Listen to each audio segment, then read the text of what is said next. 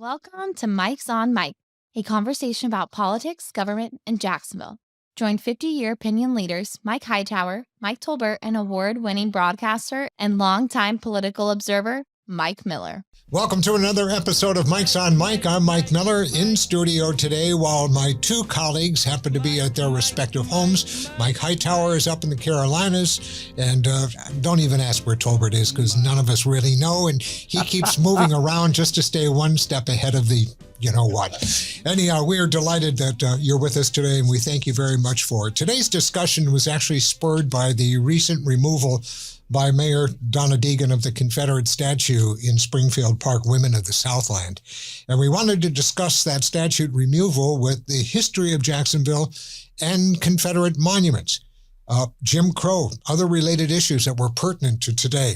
And our special guest here joining us in studio is the distinguished historian, Dr. James B. Brooks, Professor Emeritus of History at the University of North Florida. He has written and lectured extensively on these subjects. Dr. Crooks is the author of Jacksonville After the Fire, 1901 to 1919, A New South City, and Jacksonville, the Consolidation Story from Civil Rights to the Jaguars. Jim, it's great to have you with us. Thank you very much for honoring us by being here today. Thank you for having me. Okay. Welcome, Dr. Crooks. Mike Tolbert, why don't you kick it off for us here, if you will? Dr. Crooks, let's put some context around this subject a little bit. What was Jacksonville and what was Springfield like 50 years after the Civil War in 1915, especially as it relates to race relations? Springfield was an upscale suburban neighborhood in 1915. You're in the midst of World War I. After the fire, of course, Springfield did not burn like downtown burned during the fire 14 years earlier. And many people moved to Springfield who had lived downtown, and it was a prospering suburban neighborhood, all white, at that time. Would note that on the fringe of it, that there was a lynching in 1919, but that's a couple years after you're speaking of. But there were streetcars out to Springfield that brought suburbanites into work downtown. It was a prosperous suburban neighborhood. Was it common back in those days to put up Confederate monuments, like I said, 50 years after the war was over, and put them up like they did in Springfield and other cities? Was that a common thing? It was very common from the 1890s to the First World War, particularly. The Daughters of the Confederacy were particularly concerned to commemorate their parents' generation that had fought in the war. Remembering that the DAC, the Daughters of the Confederacy, were older women who probably had fathers who had fought in the war. And that was part of a larger movement on the part of Jim Crow and other white Southerners to solidify their control over the region. Jacksonville had fewer monuments than many other cities, but the one downtown at what was then Hemming Park and the one in Springfield Park, both were obviously significant and were the major monuments that Jacksonville had. Dr. Crooks. Could you call me Jim, please? I'm more comfortable with that. Yeah. All right. So the Hemming Park, the one that was downtown that was moved, and that one, they were not the only two monuments in Jacksonville. No, there were a couple others. How many, and where were they? Where were they? I don't have an answer for that. When a count was done a couple years ago, there were only 3 identified monuments to the Confederacy. We spent more time naming schools and streets after Confederate generals than we did putting up monuments.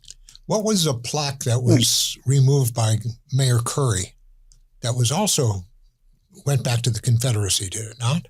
Wasn't that in Hemming Park? It was also, at the time, Hemming Park, across the street from City Hall? Yeah. And he had that one taken down, is that correct? Yes. What was that plaque? What was on that plaque? I can't remember verbatim, but generally speaking, it celebrates the heroic service of young men of the Confederacy in fighting the War of 1861 to 65. Okay, I think I was with JTA at the time, probably more focused on buses and engineering projects than I was what was going on there. But was there any pushback from anybody on the council or anybody else when he removed that? Because he did not go to city council for that. Mm-hmm. He just did that on his own. That's interesting because it was done very quietly. In the middle of the night, if I'm not mistaken, wasn't it? Pardon? It was done like in early morning or something like that. Yeah. It was a fait accompli and pretty much accepted by council. And nobody said there was no pushback like what we have seen with the women of the Southland. No, there wasn't. Okay, Jim, I'm trying to put this into context, and you've sort of touched on it, but we're talking 50 years after the Civil War. We're in Reconstruction. Why 50 years after the Civil War, you have this movement for these monuments? My understanding is the Civil War really never came. There was never a battle in Jacksonville. The closest one is out there 50 some odd miles due west of us. Right? But help everybody understand. 50 years after the Civil War, you get this big push for all these monuments. It's why? Who's pushing it and why? The push, and this happened across the region, the push came from a variety of sources in order to, partly like the Daughters of Confederacy, to commemorate their parents and their heroics. Part of it came from a fear of black participation in civic life.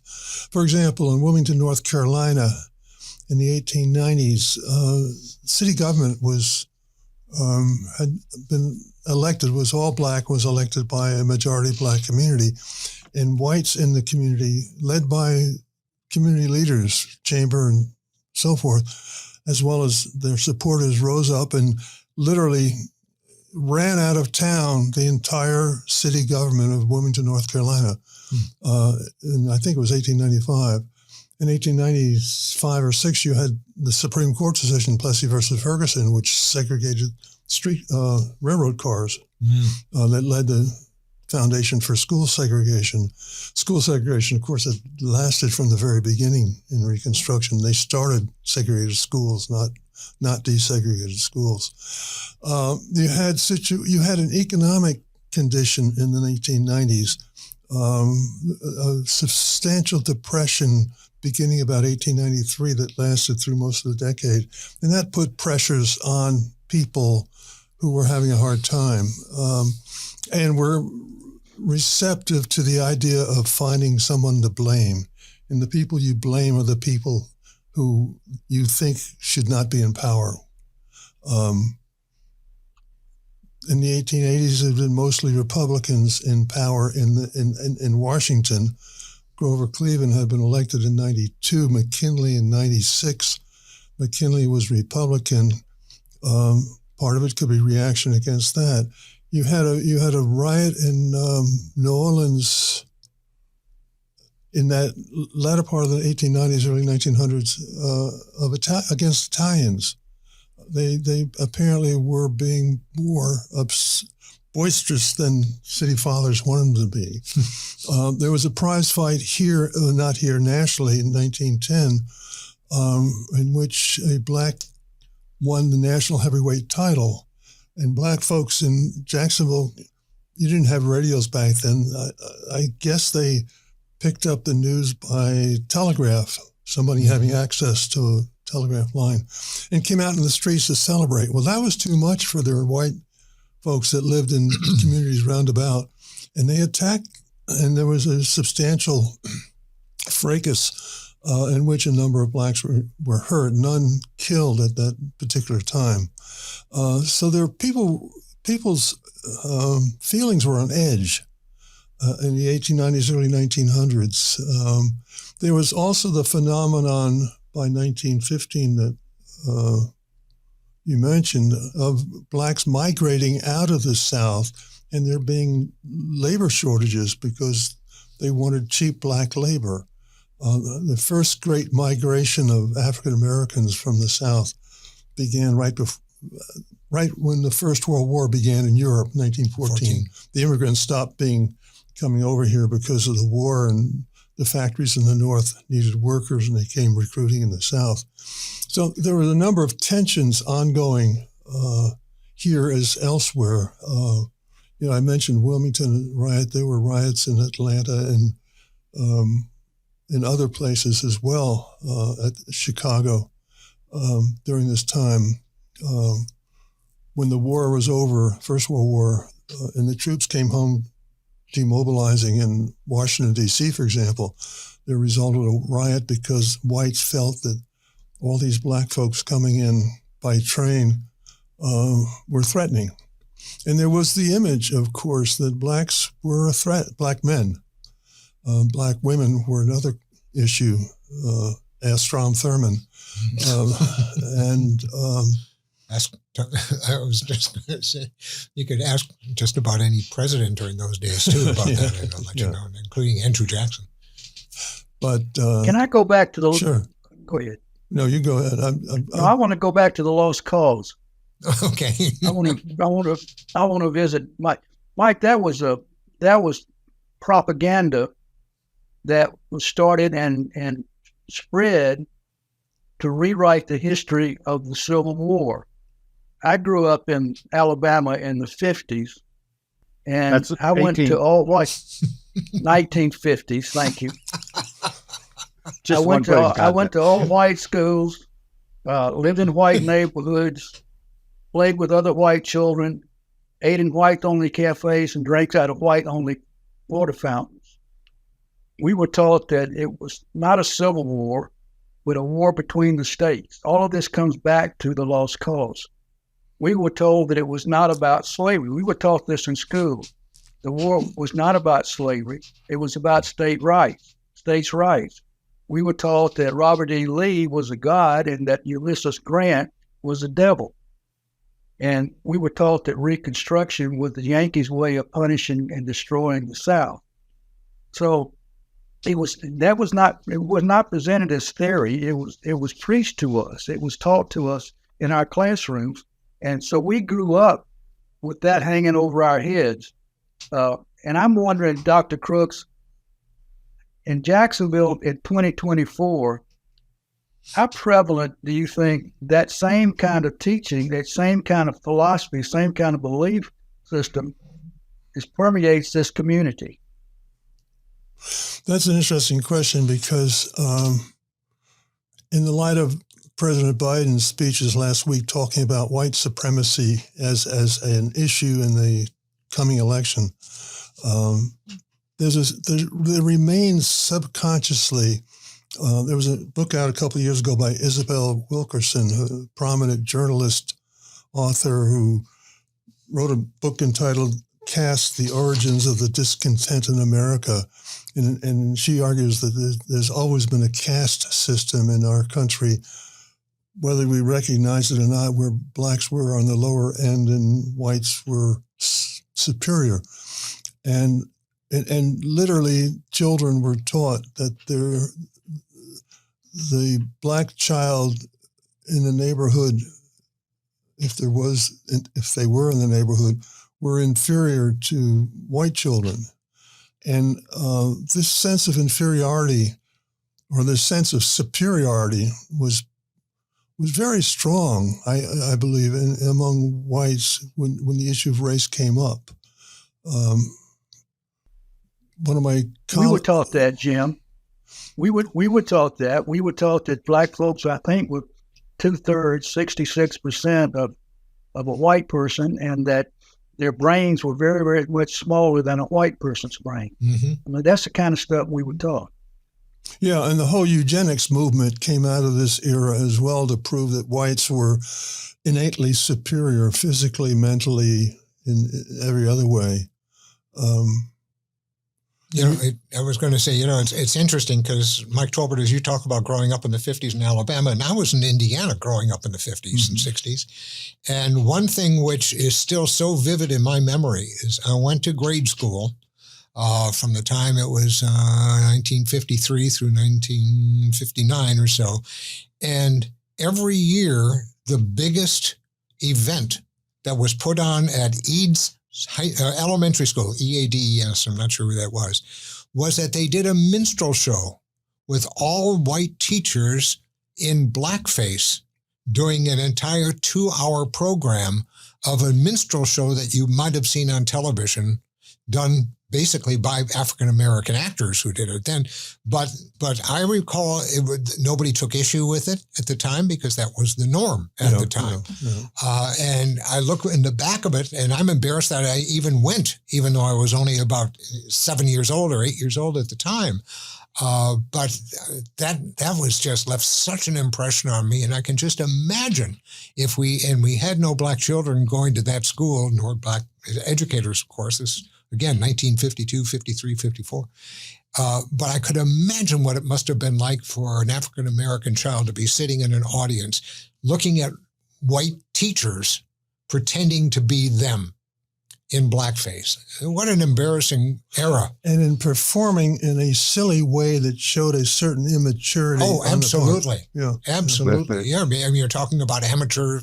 They were teachers, not actors. So you can imagine what the level was of professionalism, at least for the craft of acting. But you also mix in the racial feeling on the part of the teachers who were white supremacists too, that they would be portraying blacks as less than themselves. One of the ways at the time that the city-wise men tried to keep Munster, Indiana, which had a population, by the way, at that time, less than 15,000, and to keep it white, is that we had an all-volunteer fire department. Mm-hmm.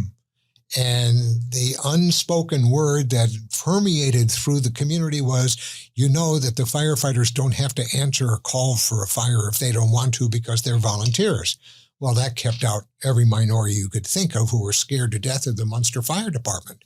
So that kept the community all white really until the mid-60s, when it finally, I don't know whose that was, but hello there.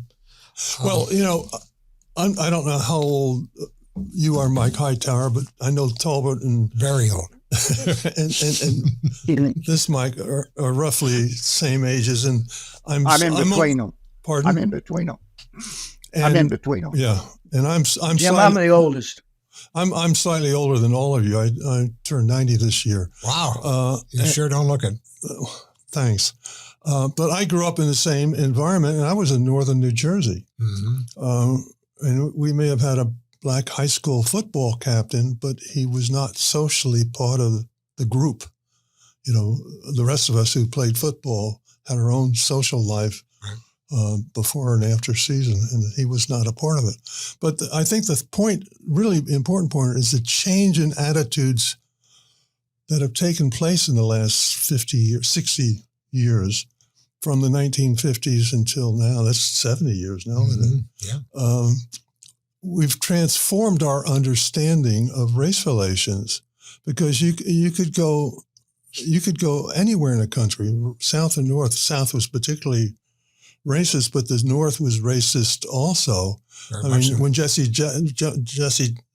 Owens came home from the Olympics in 1936, he could not go into a major New York hotel by the front door. He had to go through the kitchen to get to his room, and was not accepted, by the people who ran the hotel. This sort of story goes on and on. And in my looking at Jacksonville history, since Reconstruction, which you all know, have lived through much of it, not since consolidation, you've lived through it. There's subtle racism taking place almost continually throughout the years. I did a seminar last fall for a group of Yale alumni from my class, and we talked about the racism in the 70s, 80s, and 90s that was subtle. It was, for example, every mayor promised to do more for Black citizens, but not a lot more got done.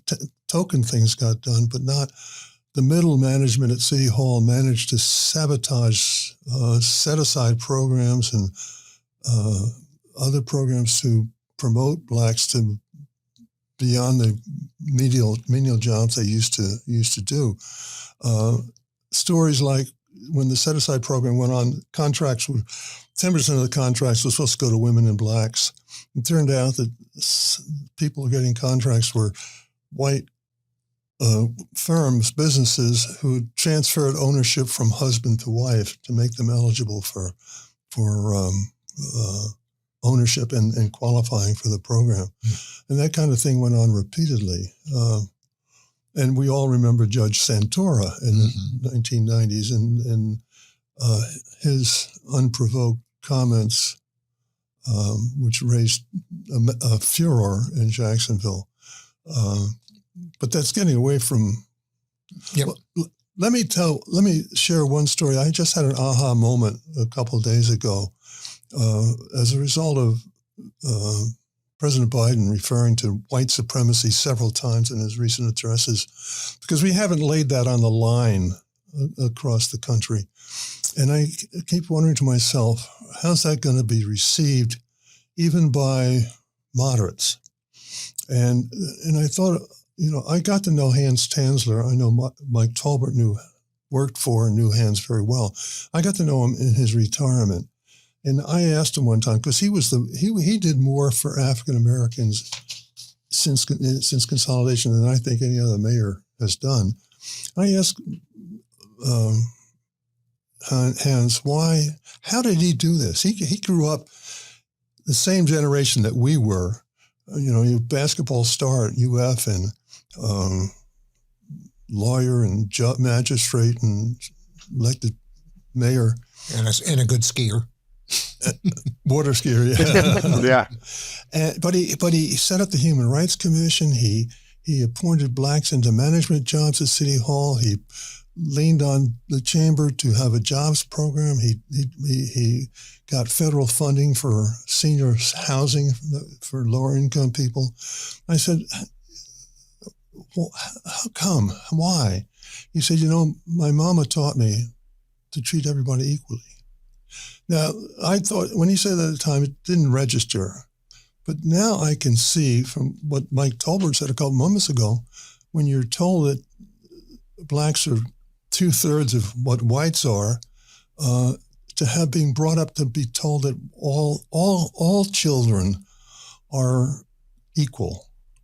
That's unique in a person's experience, and I think that Tanzler attributed it to his being different than his predecessors. I mean, Lou Ritter, his immediate predecessor, was quite liberal and open-minded, but Hayden Burns certainly was not. But No.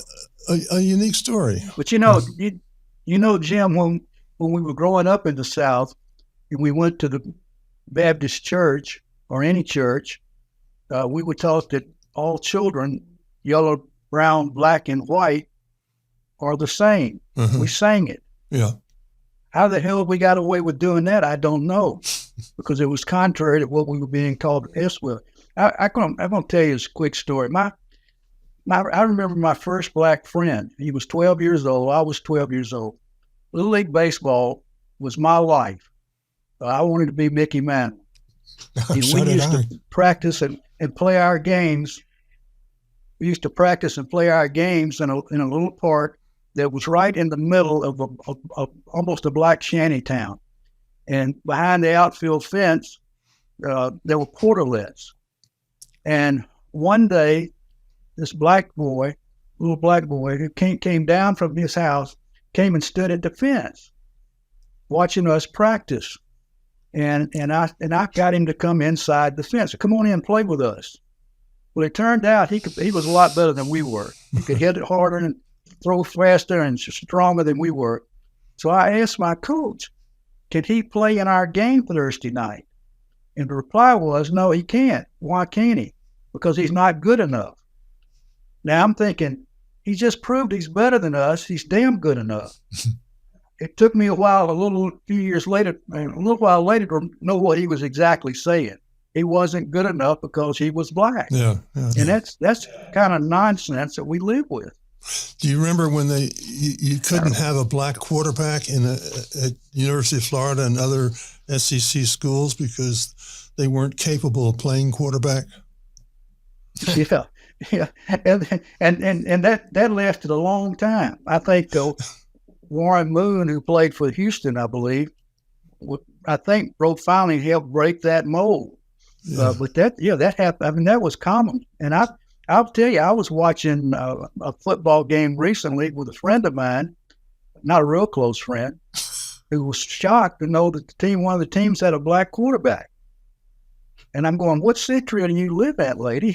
So I've done much football, but it's I don't know anything that's more perplexing to me than race relations. And again, my perspective from growing up in the South, Jim, when I came here in '69, Tansley was the mayor. Consolidation had just happened. And I thought it was remarkable that the city council had four black members, Earl and Sally and Mary and Oscar Taylor, I think, was the fourth. Yeah. I thought that was remarkable. Of course, I didn't know the history of consolidation at the time and the politics of what made that happen. But they were outstanding people. Can I kind of deviate? I want to go back to something where we are. Sure. I'm like Mike Tolbert. Mike Bill, I don't know where we were at time. Go ahead. Jim, you've sort of said, how long you've been here and going back 90 years, everything that you've done and the wealth of knowledge, having heard these stories about what we were, what we did, what Mike Tolbert experienced, from your perspective, can you give us a snapshot from your perspective? Where is Jacksonville from your perspective right now?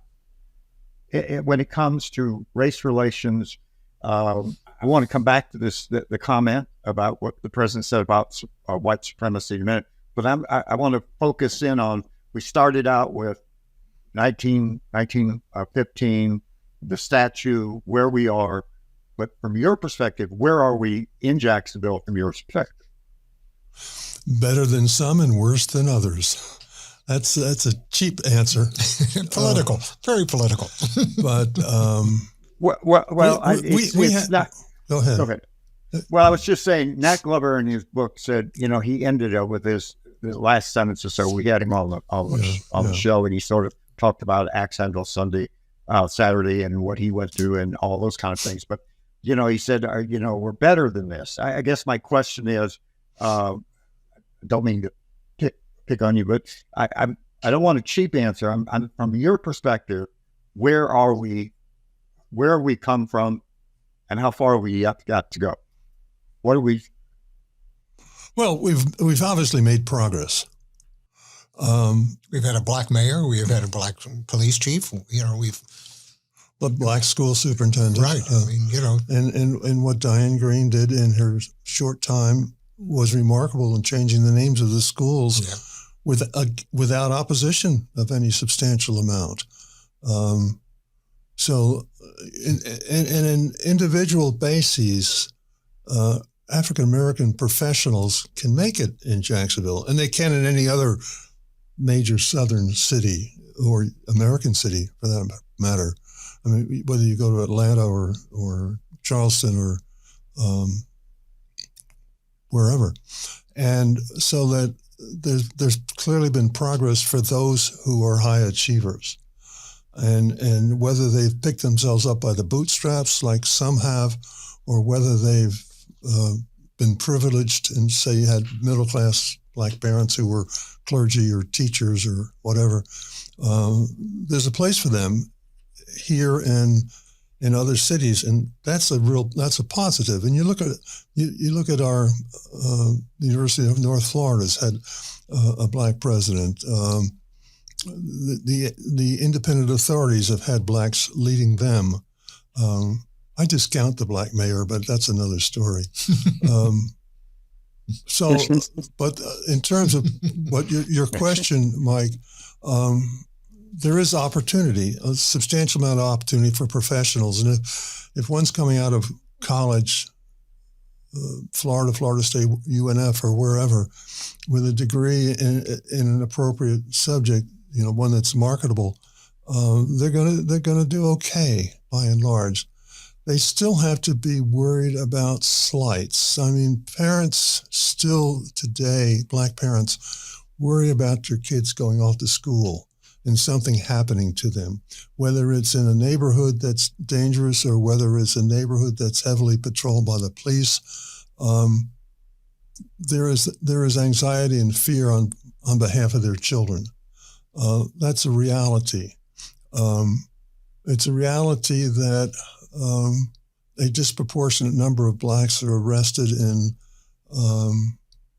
a disproportionate number of blacks don't get adequate health care.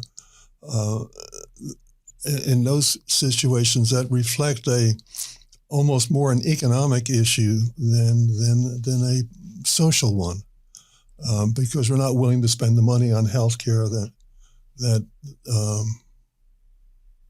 perhaps we should. Yeah. Boy, we have so much I'd like to be able to talk about. I sometimes hate the clock, but nevertheless, I've got to live by it. But I don't want to end this program at all without making reference to our friend Mike Tolbert's guest column that ran this past weekend in the Times-Union. Yeah. It was one of the most novel things I have read in a very long time. And Tolbert, if you wouldn't mind, would you just give us a quick 5-minute tour of what you said and expand on it if you have other thoughts regarding it? Well, like millions of other people, I watch a lot of NFL football. And I have the NFL channel, which gives you an opportunity to see a lot of different games going on simultaneously. And on the last game of the year, on that Sunday, I noticed that as a defensive tackle would make a sack on a quarterback, the announcer would say, well, that sack was worth $1 million. He qualified for his bonus. Mm-hmm. It was in his contract. It was an incentive in his contract. Then another time, a defensive back intercepted a pass, or there was enough passes for his bonus to kick in. And as nonsensical as it probably sounds, I said, why can't the city of Jacksonville, why can't Mayor Deegan and her team negotiate the same kind of a contract on the stadium of the future that the NFL owners negotiate with their own players? Let's set a base of, say, $500 million. They want $1 billion. Let's set a base of $500 million, and you get that as a base because you agree that you're going to keep the Jaguars in Jacksonville for 30 years. Then on top of that, every time you reach a milestone in performance on the field, if you win so many games, if you go to the playoffs, if you win the division and you go to the playoffs, more money, more bonuses kick in. And if I said, if you win the Super Bowl, if the Jaguars win the Super Bowl, then the church bells will ring and you get another $100 million. Eventually, it's going to add up to what they want if they perform well. They get rewarded for performance, just like players on the field. And my suggestion is, and I know this is not going to happen, but Shad Khan, he could front that last $500 million after the city puts in $5. He could front that other $500 and get it back as his team performs for the people of Jacksonville on the field. That was my. I just think that is so interesting. Such an interesting premise. I really do. It really was. I had not, Mike Tolbert, I had not really thought about that, because at the last game, it was our game that we lost. It was very upsetting, particularly given the fact that the Titans took us away the second time. We almost got the playoffs 20 some odd years ago, almost there. And damn it. Anyhow. But they were talking about this recruit, that he had done such a great job in spite of the fact that he was only getting $180,000. and yet he was doing so well. And I hadn't thought about it until Mike started talking about, we have monetized these players. Oh, yeah. If they talk about it in the middle of the game. And I guess that's really important to a lot of people. But all of a sudden, as you start thinking about, what does he get paid versus this guy gets paid or get this thing? And it was just, I hadn't thought of it that way. And then when I read Mike's article, everything seems to have a dollar figure on it. So, I hadn't thought of Mike's perspective from that, but it's a meritocracy, Yeah. That's the way most things are. I mean, most businesses, you get rewarded for performance. Right. And football is no different. And I'm not overly passionate about this. I just think I wish somebody would consider it. Right now, people are not happy about the Jaguars losing like they did, cashing out at the end of the year. Secondly, we've seen polls that people are not necessarily on fire about giving the Jaguars $1 billion for a new football stadium. However, if they guarantee and commit to staying in Jacksonville, that changes the game a little bit. So that's all I was suggesting. Let's make this equitable, and let's have them perform on the field and in the community. I didn't leave out the community. Philanthropic work, the community involvement, those are very important. They ought to be rewarded for that. They ought to do it on their own, but they ought to be rewarded. Okay, get a little something for that. I agree. By the way, we also work as a meritorious component here because and as you've seen, none of us have made a penny. So quite obviously, we have not hit any of the goals that have been set for us. And it certainly isn't based on doing a good job. That's why we're all as poor as we are. Thank you, Jim. Yeah, thank you, Jim, and thank you for all you've done for Jacksonville and for the great literary work that you have done. And help us for having put some of this in context. Yep. Unfortunately, we hear one side of the story and not the other. People are going to make a decision or they're going to make a judgment, but it's always at least somewhat helpful if you've got somebody like yourself that will put it into context. So if they're going to make a quote logical decision, they can at least have some context in which to make that. So thank you for being here. Thank you for helping us. Thank you. All right. And of course, our thanks goes out to the Jacksonville Historical Society and the Jacksonville History Center. Alan Bliss will be coming on the program here in the next couple of weeks, and we're going to be talking about the History Center and what he's trying to do and what it's going to look like for the city. And we're looking forward to that. And we thank them, of course, for their support of the show. Thank you once again, Jim. We appreciate it, guys. Thank you. We'll be talking to you. And don't forget to catch the program on Facebook, our website at mikesonmike.com. You can find us on Spotify, on YouTube, and just about any other platform that you get your podcast from. Thanks for joining us. Have yourself a good week, and we'll see you again soon. Mike's on Mike with Mike Hightower, Mike Tolbert, and Mike Miller can be found at your favorite podcasting platform, Facebook and YouTube. Learn more at mikesonmike.com. Join us next time for more conversations with Mike's on Mike.